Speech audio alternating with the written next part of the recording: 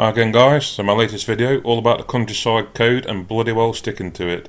Really is a pet hate of mine, so bit of fun to start off with, one of the old public information films back from the 70s when I was a lad, and then we'll get into a bit more going for the countryside code and stick to it and what the impact is of not sticking to the countryside code. So I'll let you carry on and watch this for a minute or so, and then I'll catch up with you shortly. Oh, Joe, I have enjoyed our country walk. Yes, we've come a long way, Petunia. Look, you can see our tracks right across that yellow cornfield. Oh, yes. It's ever so nice in this field, but I'm glad those cows have gone. Ah, they're taking themselves off for a walk down the road. Look, through that gate I opened. The one marked private. Oh, yes. Our little dingoes having a lovely time playing with those sheep. The exercise will do him good. Hey, I've hit that bottle, Petunia. It's smashed up a tree. Oh, very clever. Did you know that there's a farmer down there with a purple face? I expect it's all that sun and the open air life, Joe. Now he's doing one of those country dances. Well, I don't think he looks very friendly. Ah, maybe you're right. Though it can't be anything we've done. No. But I won't stay where I'm not wanted. Come on, Joe. When folk come out to the country, why oh why won't they follow the country code? Right, afternoon guys, hope you're all good. So this video today is all about the countryside code. One thing that infuriates me living in the countryside, people's disrespect. It's not difficult, it's quite a straightforward code, very simple, so you know, just bloody well stick to it please. You know, so it's split into three main chunks really. Respect everyone, so you know, people do live in this area, so you know, when you're parking, when you're driving in the area and enjoying it, just realise people live and work in this area. Leave gates shut, you know, leave a property as you found it. Do not block access to drive. It's a massive issue where we live in Castleton. People just park where the hell they like. I think there's quite a viral video somewhere with some guy kicking off.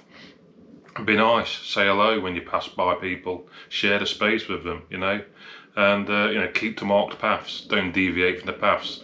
There's public footpaths, so I'll go for different sorts of paths in a bit, but you know, just be respectful. It's not difficult.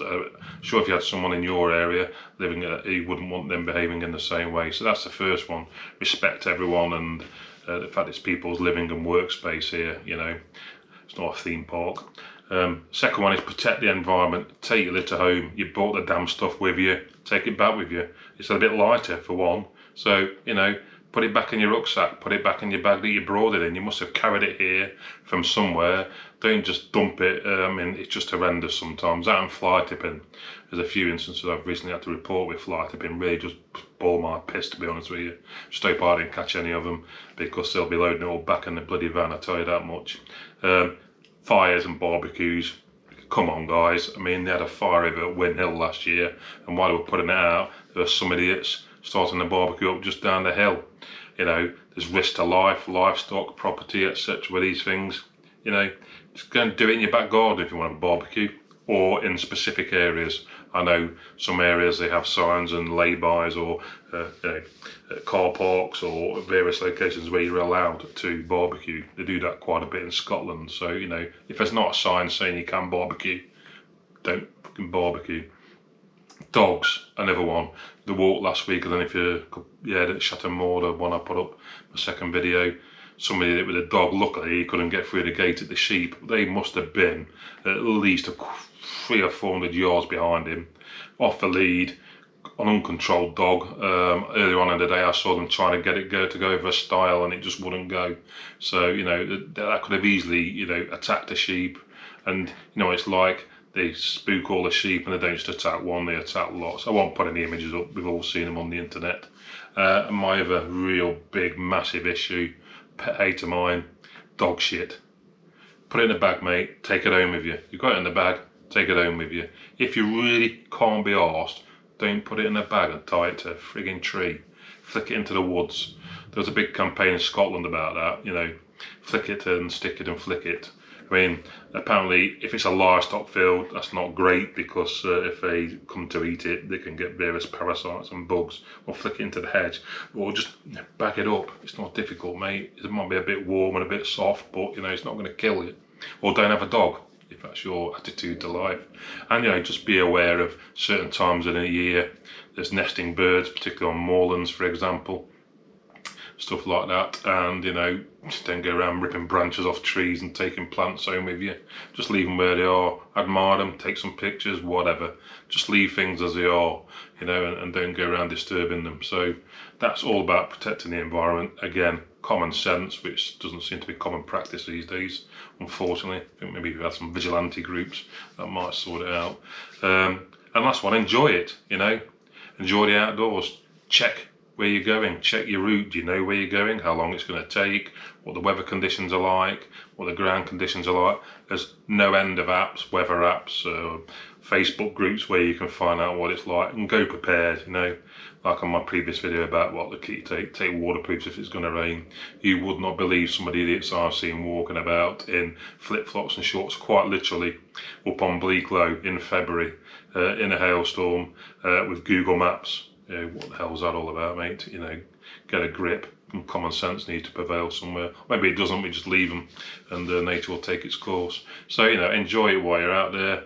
You know, what time you're going to go, plan your route, etc, etc. You know what you're going to do, and respect what you can do. Don't go beyond your abilities, for example.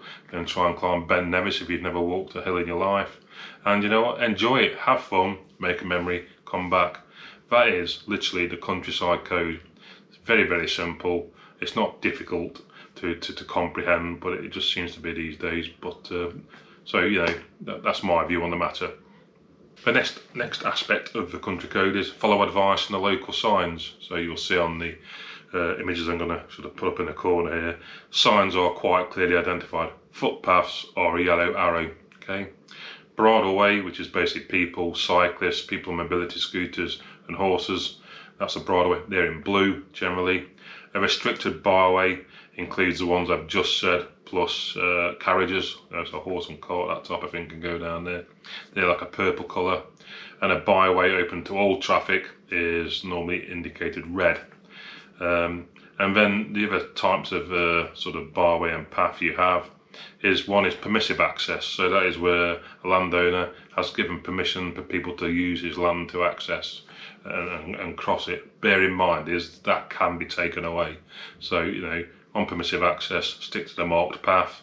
You know, don't go around wandering around the fields or through people's gardens, because sometimes it can be in those situations. The other one you might see is an acorn. That's a natural trail, like you know, the Pennine Way, for example, or the Coast to Coast. So they tend to have you know, a national trail. They'll have an acorn. And the other one is open access. So that is all about, once you're typically moorland, you can walk anywhere off a path if you desire, so you don't need to keep the paths. The whole area is, you know, free access. Go where you like, obviously bearing in mind all the previous elements about the country code. So that in a nutshell is a country code. It's not rocket science. I'll put some links in the video, you can go and read through it yourself. There's obviously the material I put in here and the funny cartoon at the start, although I have actually seen that happen pretty much in the flesh. So, you know, just respect the countryside while you're here, enjoy it and have a good time.